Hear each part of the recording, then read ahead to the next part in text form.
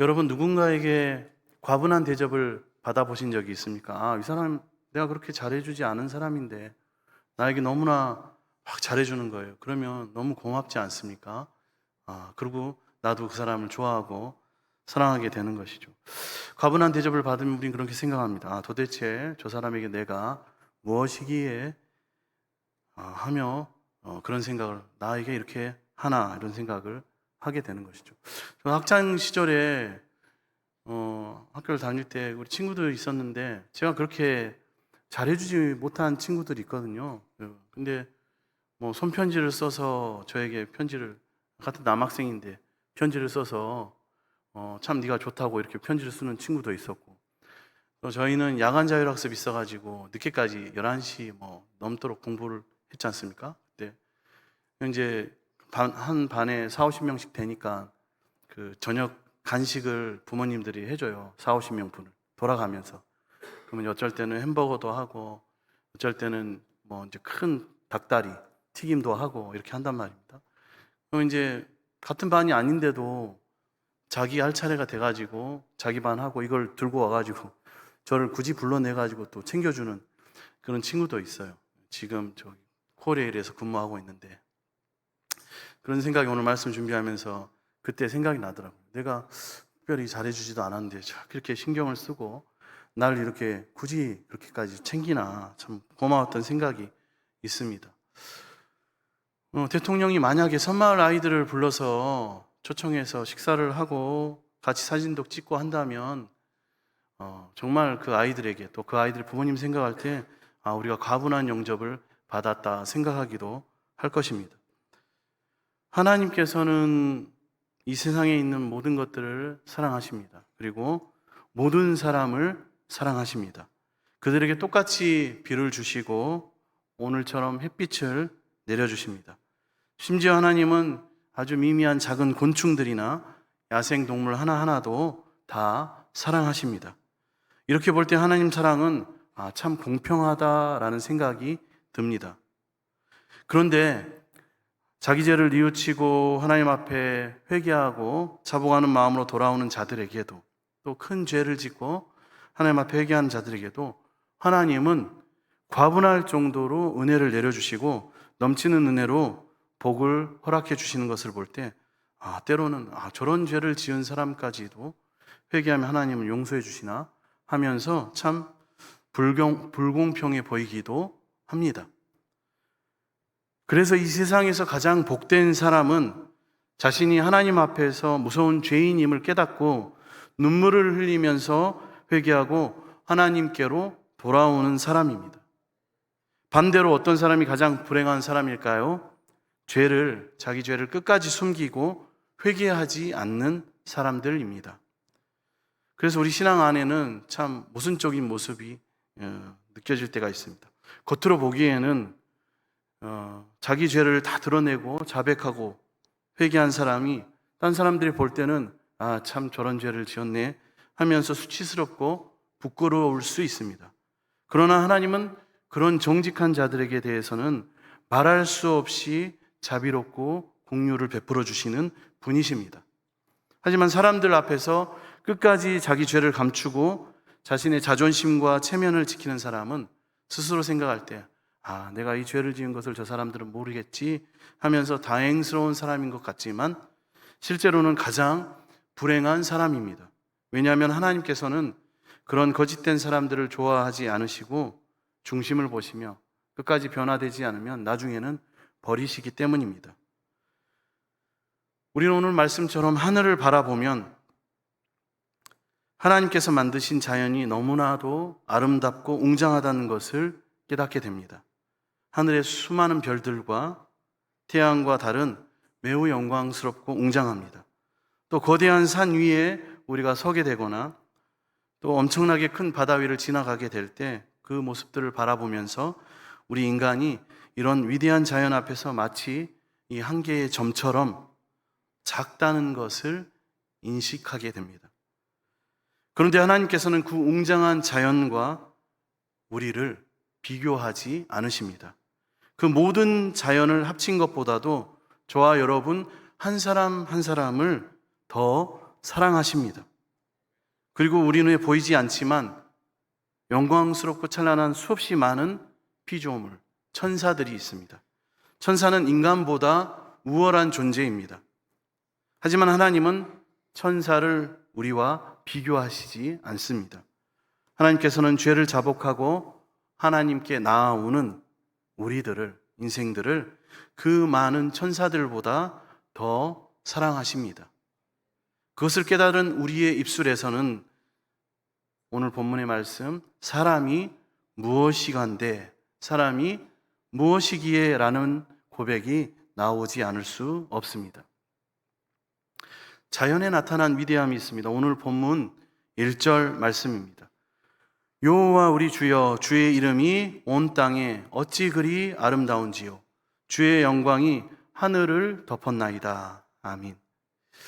사진작가들이나 화가들은 자신이 찍은 사진이나 그림에 자기 이름을 적어 놓습니다. 사인을 합니다. 이 작품은 내가 만든 것이다, 내 것이다 라는 것입니다. 그런데 하나님께서는 하나님이 만드신 이 세상에 하나님의 이름을 남겨놓으셨습니다. 모든 세상이 하나님이 만드신 작품이라는 뜻입니다. 이 세상은 너무나 아름답고 신기합니다.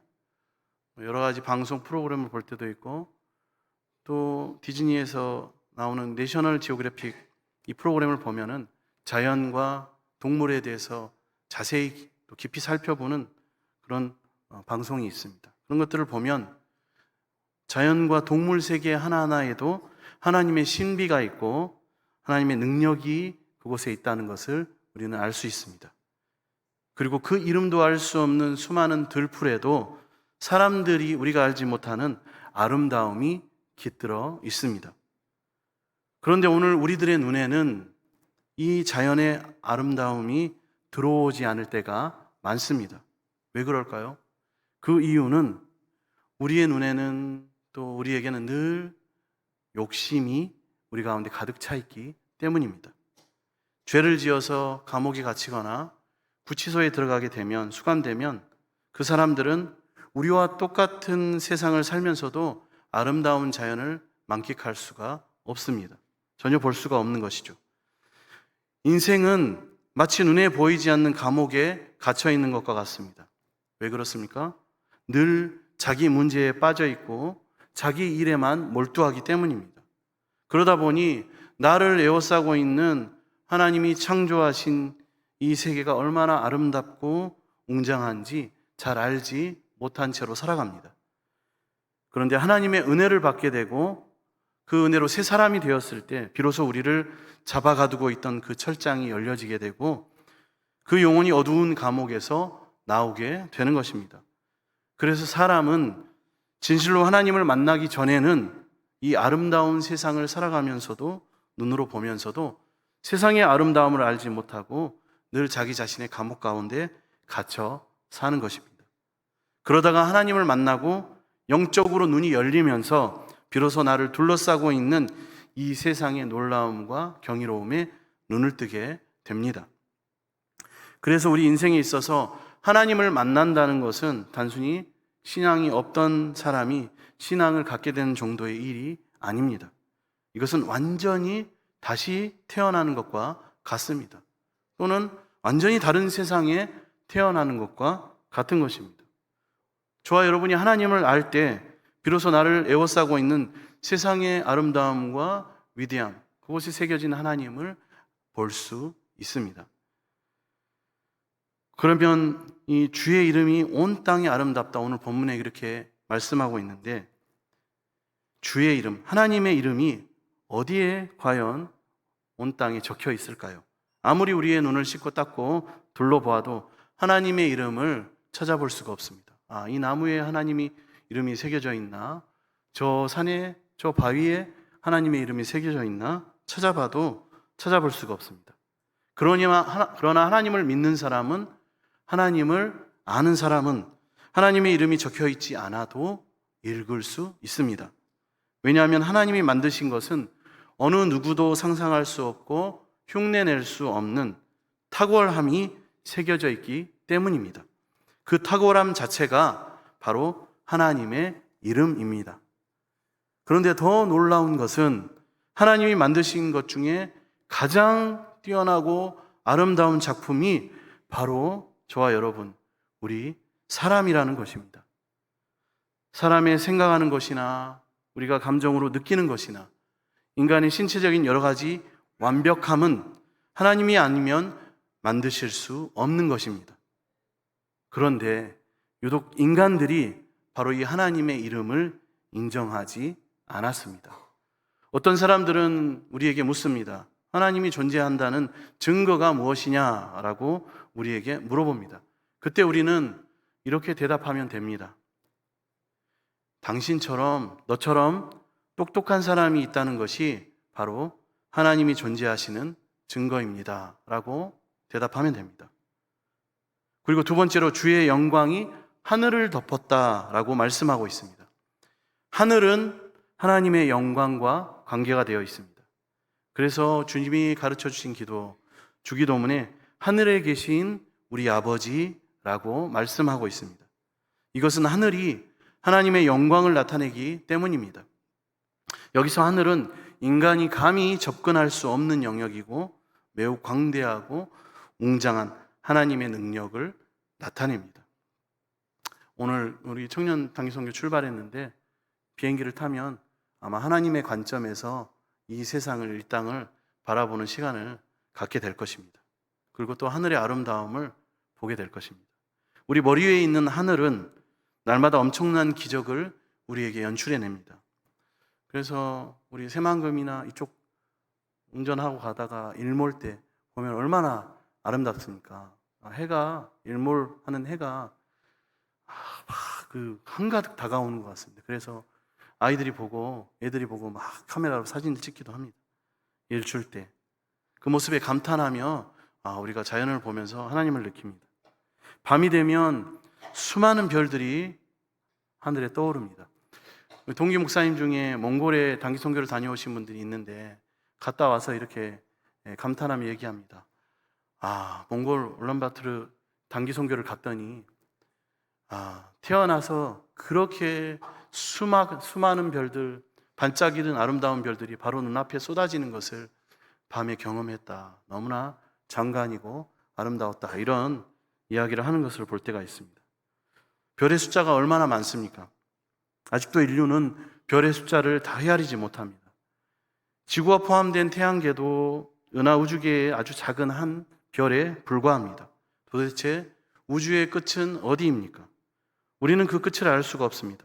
우리 머리로 하나님을 이해하려면 그 별들의 수부터 헤아릴 수 있어야 합니다. 그리고 하늘의 넓이와 우주의 크기를 다 계산한 후에야 우리가 하나님을 이해할 수 있을 것입니다. 뿐만 아니라 하나님은, 온 세계를 창조하신 하나님은 정말로 그분 자체로 아름다우신 분이십니다. 하늘의 빛을 창조하셨는데 빛이 다 같지는 않습니다. 어떤 별들은 너무 작아서 없는 것 같지만 자세히 살피면 그 별들이 보입니다. 또 대형 망원경으로 별들을 관측하면 더 많은 별들을 볼 수 있습니다. 그 별들의 밝기와 색깔이 각기 다른 것을 알 수가 있습니다. 그 별들이 밤하늘을 아름답게 수놓습니다. 그러면 아주 둥근 달이 별을 시기하듯이 떠오릅니다. 수많은 별들과 달이 움직입니다. 각기 자기 방향으로, 자기가 원하는 방향으로 움직이는데 소리 하나 들리지 않습니다. 그리고 아침이 되면 태양이 떠오르면서 자기가 주인공인 듯 온 세상에 어둠을 몰아내고 세상은 환하게 밝혀집니다. 그리고 땅에는 사찰의 변화가 있습니다. 수많은 들판에 핀 야생화들은 누구를 위하여 피어 있을까요? 아무도 보지 않는 야생화들도 하나님을 위하여 피어 있습니다. 수많은 꽃들, 울창한 숲과 사찰의 과일들, 아름다운 낙엽과 겨울에 눈꽃이 핀 나무와 산들. 하나님은 정말로 권능자이십니다. 이 모든 작품에는 하나님의 사인이 있습니다. 다시 말해서 하나님의 이름이, 그 탁월함이 그 모든 만물에, 온 세상에 새겨져 있습니다. 그런데 이 아름다운 세계의 위기가 찾아오게 되었습니다. 오늘 본문 2절 말씀입니다. 주의 대적으로 말미암아 어린아이들과 젖먹이들의 입으로 권능을 세우시며 이는 원수들과 보복자들을 잠잠하게 하려 하심이니이다. 이 아름다운 세계에 주의 대적들과 무서운 원수들이 들어와서 하나님이 만드신 세계를 망치고 부수기 시작했습니다. 그런데 이때 하나님께서는 어린아이들과 젖먹이들로 하여금 하나님의 권능을 세우신다고 말씀하십니다. 거창한 자연의 찬미 소리보다 어린아이와 젖먹이의 찬송을 더 기뻐하신다는 것입니다. 그 이유는 그들은 단순하고 또 순수하고 깨끗하기 때문입니다. 여기서 어린아이와 젖먹이들은 비유적인 표현입니다.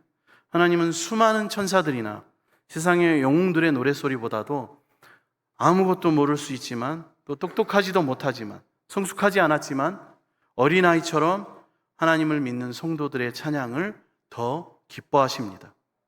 사실 사람들은 이것을 이해하지 못합니다. 어른들이 또 때로는 전공자들이 더 하나님을 잘 찬양할 수 있을 것이라 생각하지만 아이들의 찬양이 미숙하다고 생각하지만 그렇지 않다는 것입니다. 아이들의 미숙한 찬양, 아기들의 옹알이를 들어봤습니까? 까르르 웃으면서 아기들이 옹알이를 하며 부모님들이 흡족하게 미소를 지으며 그 아기를, 자기 자녀를 쳐다봅니다. 부모님을 향한 옹알이. 성숙하지는 않았지만 부모를 향한 사랑이 또 의지함이 그것에 묻어 있습니다. 그럼 하나님께서는 이렇게 미숙하고 옹알이와 같은 믿음을 소유한, 순수한 믿음을 소유한 어린아이 같은 우리들을, 성도들을 더 좋아하십니다. 바로 이것이 오늘 본문 다윗의 고백, 이 시의 핵심입니다. 이 세상의 자연이 얼마나 거창합니까? 그리고 천사들의 영광이 얼마나 아름다울까요? 그리고 유명한 영웅들이나 능력 있는 사람들이 얼마나 많습니까? 그러나 하나님께서는 이 세상에 있는 그 모든 것들보다도 하나님을 믿는 우리 어린아이 같은, 아기와 같은 자들을 더 좋아하십니다. 사람이 무엇이기에 그렇습니까? 오늘 본문 3절, 4절 말씀입니다. 주의 손가락으로 만드신 주의 하늘과 주께서 베풀어 두신 달과 별들을 내가 보오니 사람이 무엇이기에 주께서 그를 생각하시며 인자가 무엇이기에 주께서 그를 돌보시나이까. 아멘. 오늘 시인 다윗은 하나님이 만드신 것들을 자기 자신과 한번 비교해 보았습니다. 그랬더니 우리 인간들은 하나님이 만드신 작품 앞에서 너무나도 왜소하고 그 앞에 감히 나설 수가 없다는 것을 알게 되었습니다. 광활한 하늘, 거대한 바다, 웅장한 산, 그 위대한 자연 앞에 우리 인간은 아무것도 아니고 너무나도 작다는 것을 깨달았습니다. 그런데 그 모든 세계가 하나님의 작품이라면 하나님은 얼마나 크신 존재일까요? 또 그분의 손가락으로 만든 하늘과 달과 별들은 얼마나 큰 것들입니까?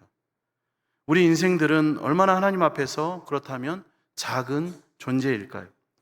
우리 한 사람 한 사람은 하나님 앞에서 사실 없는 것과 같습니다. 그런데 하나님께서는 이 웅장하고 거대한 우주와 수많은 피조물들 중에서 오직 우리 인간들에게만 그렇게 많은 사랑과 그렇게 많은 관심을 보여주십니다. 이것을 가장 이해할 수 없었던 사람이 바로 동방의 의인이자 고난의 상징이었던 욥입니다. 욥은 그래서 하나님께 이렇게 질문합니다. 하나님, 제가 하나님 앞에서 도대체 무엇입니까? 저는 하나님 앞에서 없는 것과 같은 미세한 존재입니다. 제가 선을 행한다고 한들 그것이 하나님께 무슨 소용이 있고 유익이 있으며 제가 악을 행한다고 한들 그것이 하나님께 얼마나 피해가 있고 어려움이 있겠습니까? 그런데 왜 하나님께서는 저에게 그렇게 신경을 쓰시고 나의 죄를 다 들추어내시고 저의 행동 하나하나를 그렇게 신경 써 주십니까? 라고 물어보았습니다. 사실 하나님 앞에서 우리는 없는 것이나 마찬가지입니다. 만약 우리가 길을 걸어가거나 운동장에서 운동을 할 때 우리 발밑에 작은 벌레나 개미가 지나가고 있다면 신경 쓰는 사람이 얼마나 있을까요? 그냥 계속 운동을 하거나 걸어가게 될 것입니다. 그런데 하나님께서는 그와 같은 우리 한 사람 한 사람을 1대1로 우리를 상대해 주시고 주목해 주시고 때로는 우리를 설득하시고 때로는 우리에 대하여 우리가 다른 것을 더 사랑하면 질투의 감정까지 느끼시는 분이 바로 우리 하나님이십니다. 심지어 하나님은 저와 여러분과 우리와도 싸우기까지 하십니다. 우리와 싸우기까지 하셔서 우리를 바른 길로 인도하시려고 힘쓰시고 애쓰시는 분이 바로 하나님이십니다. 그때 우리의 입에서는 이 말이 나올 수밖에 없습니다. 도대체 내가 사람이 무엇이기에 주님은 나를, 우리 인간들을 이렇게 생각하십니까? 믿음이 있는 자도 이 말을 하고 믿지 않는 자도 이 말을 하게 됩니다. 우선 믿지 않는 자들은 자신들이 하나님을 인정하지 않기 때문에 하나님께서 자기들에 대해서 전혀 신경을 쓰시지 않는 것으로 압니다. 그래서 믿지 않는 자의 가장 불행한 모습이 바로 그런 하나님이 나를 신경 쓰지 않는다고 생각한다는 것입니다.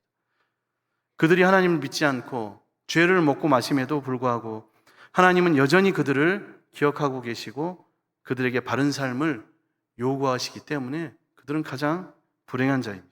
그래서 하나님은 그들이 지은 죄를 일일이 다 따질 때가 있을 것입니다. 그때 깜짝 놀라서 이렇게 말하는 것입니다. 도대체 내가 무엇이기에 하나님은 나의 모든 죄를 다 알고 계시고 이렇게 나를 자세히 살펴보고 계시는 것입니까? 라고 말할 수밖에 없을 것입니다. 그리고 믿음의 성도들은 어떻게 반응합니까? 사실 우리의 믿음이 하나님에게는 얼마나 하나님 앞에 유익이 되겠습니까? 우리가 아무리 잘 믿는다고 하더라도 하나님 앞에 내놓기에는 너무나 작고 부족한 것이 매우 당연한 것입니다. 그런데 하나님께서는 우리의 그 작은 믿음을 이 세상의 어떤 위대한 것들보다도 더 많이 기뻐하십니다. 그리고 그 작은 믿음을 사용하시고 작은 믿음을 통해서 산을 움직이는 놀라운 능력을 나타내시기를 기뻐하십니다. 믿음으로 사는 사람들에게는 그들이 미처 생각하지 못한 것까지도 우리가 미처 생각하지 못한 것까지도 일일이 챙겨주시고 우리가 기도한 모든 것을 다 세밀하게 응답해 주십니다. 그때 우리는 놀라면서 성도는 고백합니다. 도대체 인자가 무엇이기에 우리를 이렇게 돌보십니까? 라고 고백하게 됩니다. 여기서 돌보시나이까 라는 표현은 원어에 기억한다 라는 의미를 가지고 있습니다. 사실 하나님의 은혜를 받고 나면 누가 주인이고 누가 종인지, 누가 하나님이고 누가 백성인지를 알 수 없는 상태에 들어가게 됩니다. 원래는 우리가 하나님을 섬겨야 하는데 도리어 하나님께서 믿음으로 사는 자들을 기억해 주시고 일일이 챙겨 주십니다. 마치 하나님이 우리의 종인 것처럼 우리를 세밀히 돌보아 주십니다. 모든 만물의 창조자이시고 주관자이신 영광스럽고 위대하신 하나님이 우리를 기억하시고 이렇게 유별나게 우리를 생각하시고 사랑해 주신다는 것입니다. 이거는 전혀 과장이 아닌 진정한 사실입니다. 하나님 우리에게 최고의 사랑을 보여주셨습니다. 하나님의 최고의 사랑은 창조의 때에 나타난 것이 아닙니다. 오히려 하나님의 위대하심은 인간의 범죄와 타락에서 나타나게 됩니다. 원래 사람들은 하나님만 믿으면 죽음을 통과하지 않고 바로 영생에 들어가게 되었습니다. 에녹이나 엘리야처럼 죽지 않고 바로 부활에 들어갈 수 있었습니다. 그러나 인간은 사탄의 유혹에 넘어가서 스스로 죄를 범하였습니다. 이때 하나님께서 어떻게 하셨습니까? 우리 범죄한 인간들을 위하여 사랑하는 아들 독생자 예수 그리스도를 우리에게 보내주셨습니다. 이것이 바로 우리를 향한 하나님의 최고의 사랑입니다. 오늘 본문 5절 말씀입니다. 그를 하나님보다 조금 못하게 하시고 영화와 존귀로 관을 씌우셨나이다. 이 한 절의 말씀 속에 엄청난 진리가 들어 있습니다. 여기서 그를 하나님보다 조금 못하게 하시고는 해서 그는 바로 우리 예수 그리스도 메시아를 의미합니다. 하나님보다라고 했는데 개역 한글에서는, 이전의 성경에서는 천사보다 조금 못하게 하셨다라는 기록으로 되어 있습니다. 그러니까 메시아 예수 그리스도를 천사보다 조금 못하게 하셨다라는 것과, 그리고 영화와 존귀로 관을 씌우셨다라는 것 사이에는 굉장한 차이가 있습니다. 하나님보다 조금 못하게 하셨다는 것은 하나님의 아들이 인간의 몸으로 이 세상에 오신 것을 의미합니다. 그의 낮아지심을 의미합니다. 그냥 낮아지신 것이 아닙니다. 우리 인간의 모든 죄를 담당하셨습니다. 우리의 모든 허물과 죄를 하나님의 아들이 다 가져가 버리신 것입니다. 낮아지셨다는 것. 그리고 그 하나님의 아들이 십자가에서 죽으셨을 때 하나님께서 존귀와 영광으로 관을 씌우셨다. 그래서 영화와 존귀는 그가 사망의 권세를 깨뜨리고 승리하심으로 다시 하나님 보좌 우편으로 높아지신 것을 의미합니다. 그래서 한없이 낮아지심과 다시 높아지심, 가장 높은 곳으로 올라가셨다는 것이 엄청난 차이를 보여주고 있습니다. 그때부터 하나님께서는 죄를 지은 우리들을, 저와 여러분을 보실 때 죄인으로 보지 않으시고 죽으신 하나님의 아들이 다시 살아나서 돌아온 것으로 보십니다. 그렇기 때문에 우리 한 사람 한 사람은 나는 하나님 앞에서 다시 살아온 아들처럼 너무나 특별한 존재입니다. 하나님께서는 우주와 우리를 바꾸신 것이 아니라 사랑하는 독생자와 우리를 바꾸셨습니다. 이것이 우리를 향한 하나님의 최고의 사랑입니다.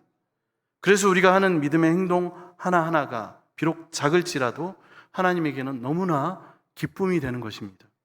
때로는 옹알이 같은 믿음이, 때로는 어린아이 같은 미숙한 찬양이 하나님 앞에는 최고의 기쁨이 되는 것입니다. 하나님께서는 모든 소망을 우리 같은, 나 같은 형편없는 죄인들에게 그 모든 소망을 두셨습니다. 그래서 우리는 죽어도 다시는 하나님을 배반하지 말아야 합니다. 이제는 죽어도 믿음으로 살다가 죽어야만 합니다. 하나님께서는 부활하신 예수 그리스도에게 온 세상을 다스리고 심판할 수 있는 권능을 주셨습니다. 오늘 본문 6절에서 8절 말씀입니다. 주의 손으로 만드신 것을 다스리게 하시고 만물을 그의 발 아래 두셨으니 곧 모든 소와 양과 들짐승이며 공중의 새와 바다의 물고기와 바닷길에 다니는 것이니이다. 부활하신 그리스도는 온 세상의 통치자이십니다. 그런데 이 세상을 홀로 통치하지 않으시고 바로 우리와 함께 다스리기로 하셨습니다. 우리 믿는 자들에게 이 세상을 맡기셨습니다. 그래서 우리는 진리로 죄의 세력과 흑암의 세력과 싸워서 그리스도의 주권을 되찾는 사람들입니다. 마치 여호수아가 우상 숭배와 음란함으로 뒤덮여 있는 가나안 땅을 싸워서 되찾는 것과 같은 것입니다. 그리스도의 나라는, 하나님의 나라는 모든 피조물들도 안식을 얻습니다. 왜냐하면 하나님의 창조의 질서를 되찾기 때문입니다. 그래서 교회는, 믿음의 성도는, 우리는 잔인한 방법으로 동물을 죽이지 않습니다. 자연 친화적인 방법을 연구하고 사용합니다. 환경이 오염되지 않도록 자연과 세상과 동물들을, 식물들을 보살핍니다. 전쟁을 억제하는 것도 대단히 중요합니다. 전쟁은 가장 위험한 환경과 생명을 파괴하는 행위이기 때문입니다. 그럴 때 자연은, 온 세상은 다시 하나님을 우리와 함께 찬양하게 될 것입니다. 오늘 본문 9절 말씀입니다. 여호와 우리 주여, 주의 이름이 온 땅이 어찌 그리 아름다운지요. 아멘. 이때의 자연은 구원받은 자연입니다. 성도들과 함께하는 자연이기 때문에 더 성숙하고 조화 있는 모습으로 우리와 함께 하나님의 구원을 노래하게 될 것입니다. 우리 그리스도인들의 눈에 보이는 자연의 모습은 우연히 존재하게 된 주인 없는 자연이 아니라 구석구석에 세밀하게 하나님의 사랑과 솜씨가 다 담겨 있는 탁월한 하나님의 작품입니다. 우리가 둘러보고 있는 이 세상에는 전부 하나님의 그 이름이 새겨져 있습니다. 그러나 우리가 믿음의 눈으로 그 모든 것을 다시 이 세상을 바라보게 된다면 앞으로 완성될 창조의 질서가 회복된 완전한 하나님의 나라의 모습을 보게 될 것입니다. 그리스도 중심으로 다시 회복되어 영원히 하나님을 높여드릴 그 자연을 우리는 함께 보게 되는 것입니다. 이런 은혜가 저와 여러분에게, 우리 자녀들에게 늘 충만하기를 축복합니다. 기도하겠습니다. 사랑의 주님, 오늘 말씀을 통하여 온 우주 만물이 하나님의 작품임을 알게 하시니 감사를 드립니다. 그리고 우리는 얼마나 작은 존재인지 깨닫게 하시니 감사를 드립니다. 하지만 한없이 작고 작은 우리를 얼마나 사랑하시는지 그 아들 독생자와 바꾸신 최고의 사랑을 주심에 무한 감사를 올려드립니다. 이제부터 우리가 믿음으로 살아서 하나님을 기쁘시게 하고 우리에게 맡겨주신 자연과 만물도 잘 가꾸어서 함께 성숙한 믿음으로 하나님을 찬양하고 높이는 존재가 되게 하여 주시옵소서. 사람이 무엇이기에 우리를 생각하시며 인자가 무엇이기에 우리를 그렇게 돌보십니까? 사랑합니다, 주님. 감사드리며 예수님의 이름으로 기도드립니다. 아멘.